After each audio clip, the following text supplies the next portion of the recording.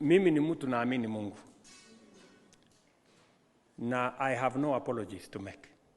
Kwa kujenga kanisa, I have no apology. Mnanielewa? Na hakuna mtu nitaomba msamaha. Kwa kujenga kanisa, tutajenga kanisa ya Mungu. Shetani akasirike, afanye ile anataka. Akaniambia nimesikia William Ruto anajenga kanisa pale. Sasa kama anapenda kujenga kanisa sana, si ile kanisa ilichoma pale Kiambaa pamoja na watoto wajenge hiyo kwanza kabla kujenga hii State House? Hello my people, karibuni sana to my YouTube channel, your home of real, fearless and honest political conversations. At this time, I want us to talk about a very hot and trending topic in our country right now. Gachagua is now firing back at President William Ruto over the plan to build a church worthy 1.2 billion shillings inside the State House. Gachagua is asking a simple but powerful question. If it is true, Mr. President, you want to build a church at State House, why don't you first build one in Kiambaa? Today, I'm breaking it down for you. Why Gachagua is saying this? Is Ruto panicking? What are the political implications here? Stay tuned and don't forget to subscribe, like this video, share and drop a comment.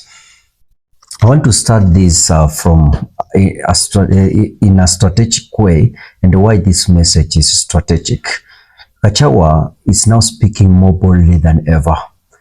In this statement, he tells President Ruto that before building a church inside the presidential compound, he should look at places like Kiambaa, where many people are still struggling. He's showing that he's thinking about the hustlers, the common people.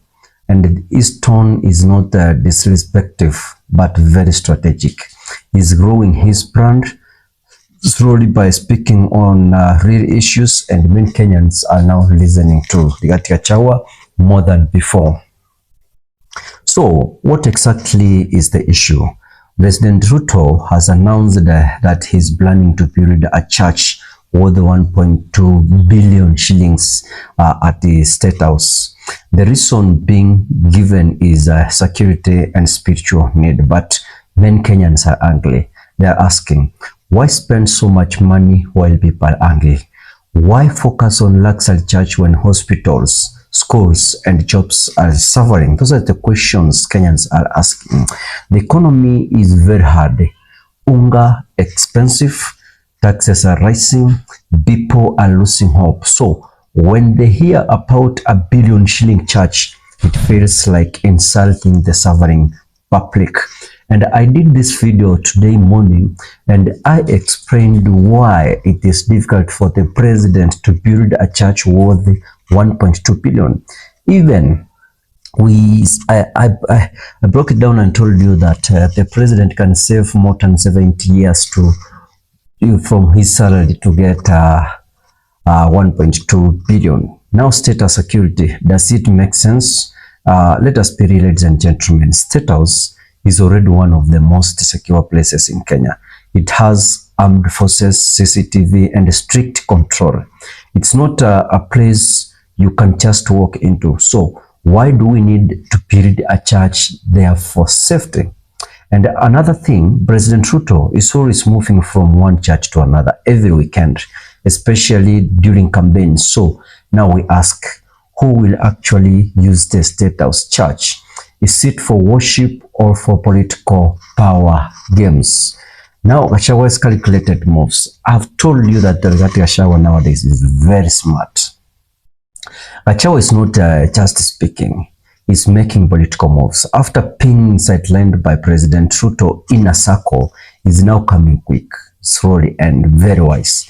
He's talking to Mount Kenya, to the youths and the hustlers. He's reminding them what they promised them. I am still here. I see your pain. I am fighting for you. Those are the message Gachagua is trying to deliver to young people and hustlers. That is smart politics. And guess what? People are starting to say, maybe Gachagua is better than Ruto. That's dangerous for the president. The more Gachagua speaks, the more nefarious State House becomes. Why? Because it means 2027 campaigns have started early. The church scandal is not just about money. It's about trust. Will people continue trusting Ruto when he is seen misusing power and ignoring the poor? That's the panic, and that's why there are rumors that Ruto's team wants to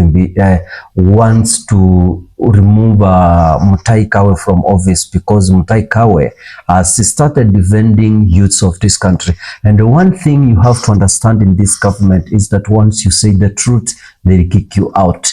Mutahi Kagwe yesterday stood and said that those people who are burning police centers and houses in Nairobi were not the youths, were goons that were hired by different people, which means they were from the government. Now you see, when such people who worked with Uhuru Kenyatta have started doing such things, it means that very soon they're getting out of that government. They join either Rigathi Gachagua or Fred Matiang'i or Kalonzo Musyoka to form a government.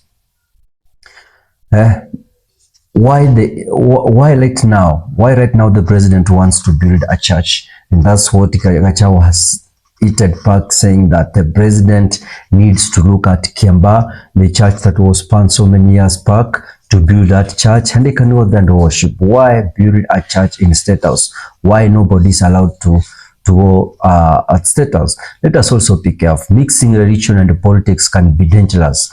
A 1.2 billion church at State House may look spiritual, but it's also symbolic power. It says we control religion too, but Kenyans are not stupid. They are asking hard questions. Is this real for God or for political control? Will this help the poor or help the powerful? Ladies and gentlemen, I tell you, things are getting worse to President Ruto. And this story is not just about purity. It's about priorities in leadership, how leaders treat citizens, how public money is used, and who is fully for the people. Gachagua knows this very well. That's why he's making sure his message is heard, especially in Mount Kenya, where Ruto had strong support in 2022 elections. That support is now shaking. You've seen what these leaders have done in Western. The last 3 days, they have been dwelling in Western region, and they have tried to shake the region. Like yesterday, we experienced chaos. The wounds were hired. They just broke things. Some cars were fundraised, and those are the people who are being sponsored by the people who are in the government. Now Kenyans online are already reacting with fire. Some are saying build hospitals, not churches. Fix NHIF before building altars. Stop hiding behind religion while stealing.